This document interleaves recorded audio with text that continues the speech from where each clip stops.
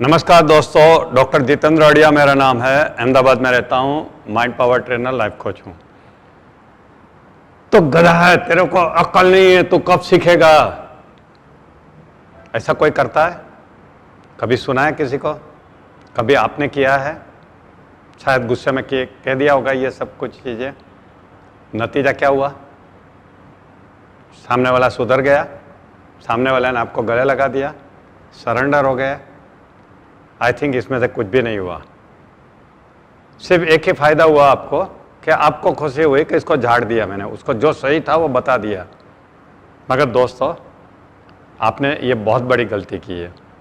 ऐसा करने से कोई सुधरता नहीं है। किसी को ये कहने से, तू गधा है, तेरे में अक्ल नहीं है, तू कब सुधरेगा, ऐसा कहने से, किसी को क्रिटिसाइज करना, किसी को टीका करना, ये कभी भी अच्छा नहीं है।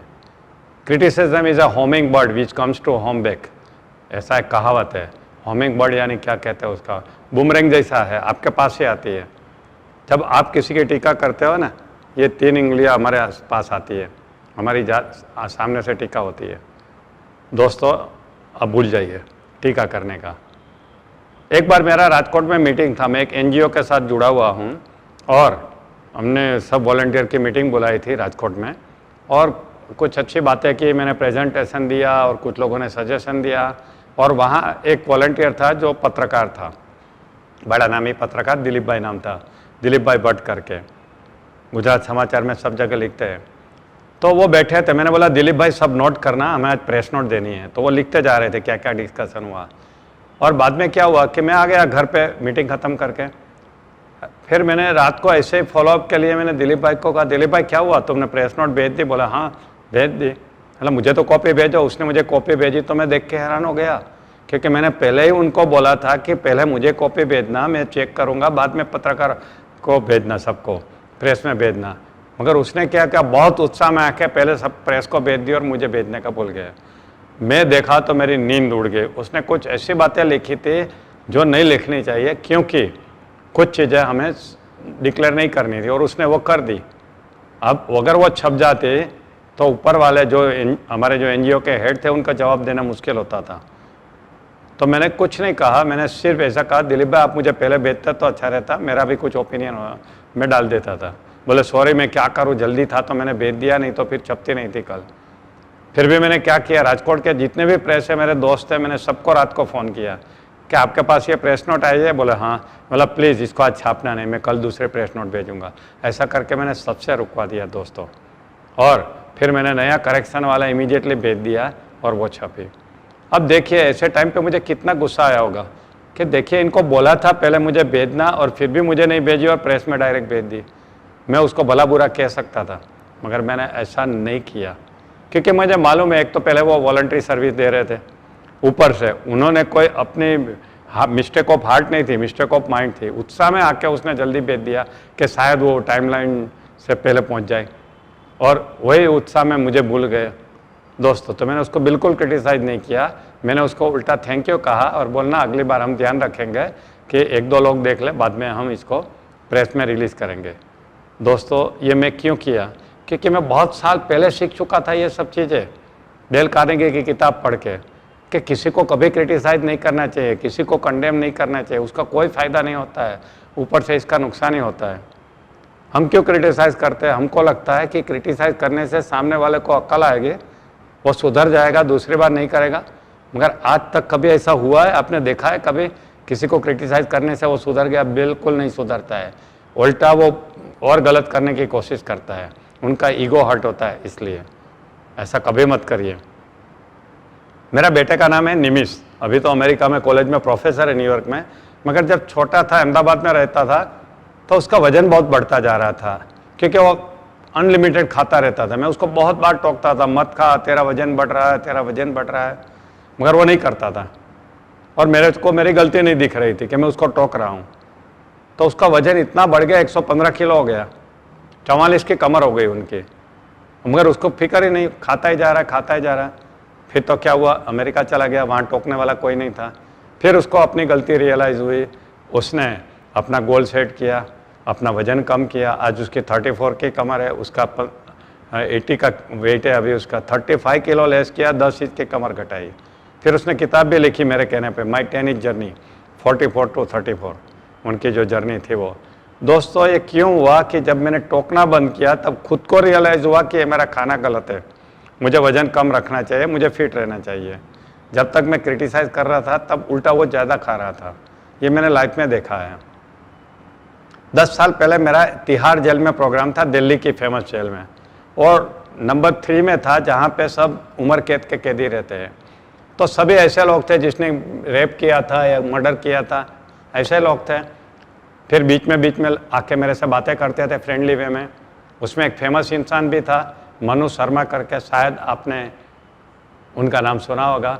जेसिका लाल का खून हुआ था जिसके ऊपर फिल्म बनी, नोबडी किल्ड जेसिका करके, तो वो भी था। उनसे भी मेरे देखते हुए मैं सबको यही पूछता रहता था कि आपको क्यों उम्र कैद की सजा हुई, आपने क्या गलती किया था। तो सभी का सभी ने ये बताया मेरी तो कोई गलती थी नहीं, मैं तो निर्दोष हूँ।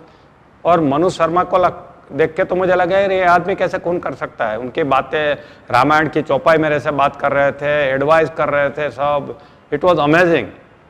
देखिए दोस्तों, हार्ड कोर क्रिमिनल जिन्होंने कोर्ट ने साबित किया, सुप्रीम कोर्ट तक जिनका केस गया और गवाहों के साथ, सबूतों के साथ उनको सजा दी गई, वो लोग अगर ऐसा मानते हैं कि मैंने जीवन में कोई गलती नहीं किया, मैंने कोई गुनाह नहीं किया, तो हमारे आजू बाजू रहने वाले इंसान हैं जिनके साथ हम काम करते रहते हैं, वो क्या अपनी गलती के बारे में सोचते होंगे कि मैंने कुछ गलती किया?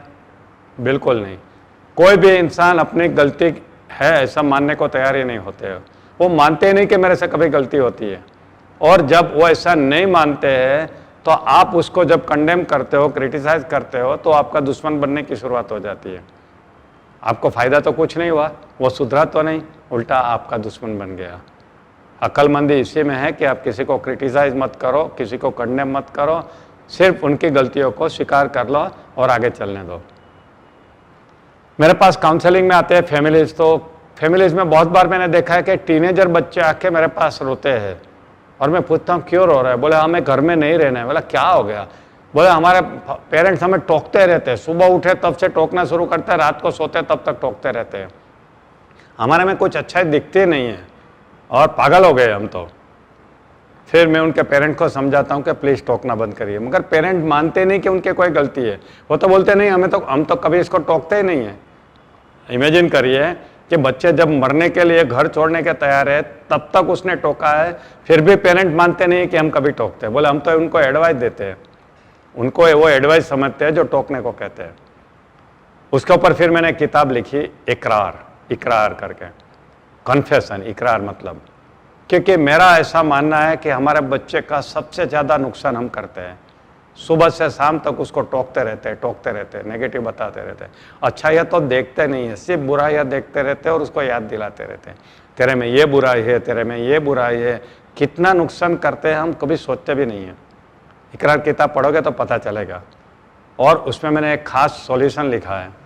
इकरारनामा लिखिए, कन्फेशन लेटर लिखिए, माफ़ी मांगिए अपने बच्चे की, तभी यह नुकसान से बच सकते हो, नहीं तो यह नुकसान इतना बड़ा होगा, आप पछताओगे। आपको जाके फिर ओल्ड एज होम में जिंदगी बितानी पड़ेगी, क्योंकि वो जब पावर में आएंगे ना और आपका ये टोकने का काम चालू रखोगे ना, तो वो आपको ओल्ड एज होम में छोड़ के आएंगे। दोस्तों, आपको अपने बच्चों के साथ अच्छी तरह रहना है तो ये टोकने का बंद करिए। इकरार किताब जरूर पढ़िए। कोई मिस्टेक करता है ना, तो मिस्टेक को देखने के बदले, उसकी गलती को देखने के बदले गलती के लिए क्या रीज़न था वो ढूंढने की कोशिश करिए। किसी ने झूठ बोला है, आपके बेटे ने झूठ बोला है, तो झूठ बोलने के पीछे उसका रीज़न क्या था ये ढूंढिए ना। कुछ कारण होगा तभी तो झूठ बोला है। किसी को ऐसे झूठ बोलने की इच्छा नहीं होती है। वो कारण को सॉल्व करिए, झूठ बोलने का बंद हो जाएगा। तो हम कारण ढूंढते नहीं हैं और इसको टोकना शुरू करते हैं, साला तो झूठ बोलने वाला हो गया, बिगड़ गया है। ऐसा करके क्या फ़ायदा है दोस्तों? कोई काम अच्छा नहीं करता आपकी कंपनी में तो उसके पीछे भी कारण हो सकता है। आप सिर्फ उसको ही क्रिटिसाइज करोगे, कैसे हो सकता है? हो सकता है उसकी बीवी हॉस्पिटल में है, उनको आज सर दर्द है, उनको कोई बीमारी है, उसको डिप्रेशन है, उनको सिजोफ्रेनिया है, और हम उसको ही डांटते रहते हैं, रीज़न तो ढूंढते नहीं है। आज के बाद दोस्तों, जब भी किसी का बिहेवियर अच्छा नहीं लगे, डांटना बंद करिए, क्रिटिसाइज करना बंद करिए, सिर्फ उसका बिहेवियर का कारण ढूंढिए और उस कारण का सॉल्यूशन लाइए। करोगे, आप बहुत सुखी हो जाओगे। All the best.